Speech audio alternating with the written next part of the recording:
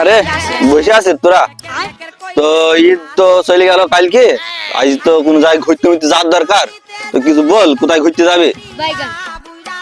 খারাপ কিছু বলিসনি, ভালোই বলিস। বসে চাইতে চাইতে তোর ভালো লাগছে না, সেই চপেড়া যাই খেলি। চলো কুয়াকাটায় যাই। এই কুয়াকাটায় আমি যেতে পারবো না, মানে বড় বড় ঢেউ আমি সাঁতার কাটতে পারবো না, ডুবে যাবো। খালি তো সিলেট যাই।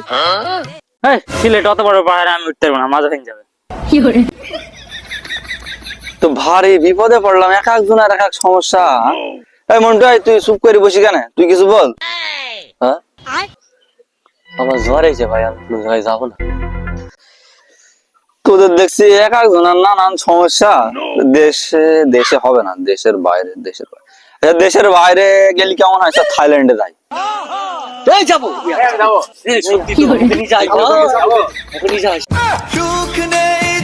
বাবা মন্টু, তোদের জ্বর এলো, দেশের ভেতরে পছন্দ হইলা, দেশের থাইল্যান্ডের নাম শুনি তো তোমার খুব চাঙ্গাতে দিলি শরীর। হ্যাঁ, ও আমার তো বলতে মনে নেই, আমি সকালে ওষুধ খেয়েছি। তোরা তো সবাই রাজি হয়ে গেলি, তাহলে বিমানের টিকিটটা তো কাটতে হবে। তাহলে সবার পাসপোর্ট গুলা বিকালে আমাকে দিয়ে দিস। হ্যাঁ, থাইল্যান্ডে পাসপোর্ট লাগে? ওটা আবার কি জিনিস? ওটা তো আমার নাই।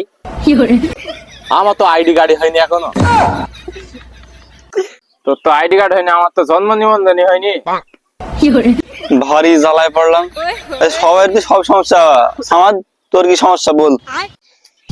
দুঃখের কথা আর কি বলবো ভাই, আমার আইডি কার্ড জন্ম নিবন্ধন দুটি হইলো, বিয়েন্দ্রে কাদের সাথে বলছে আমি? কেউ বলছে পাসপোর্ট নেই, কেউ বলছে আইডি কার্ড নেই, কেউ বলছে আবার ছিঁড়ি খেয়ে ফেলছে। থাইল্যান্ড যাবো তোমরা? থাইল্যান্ড?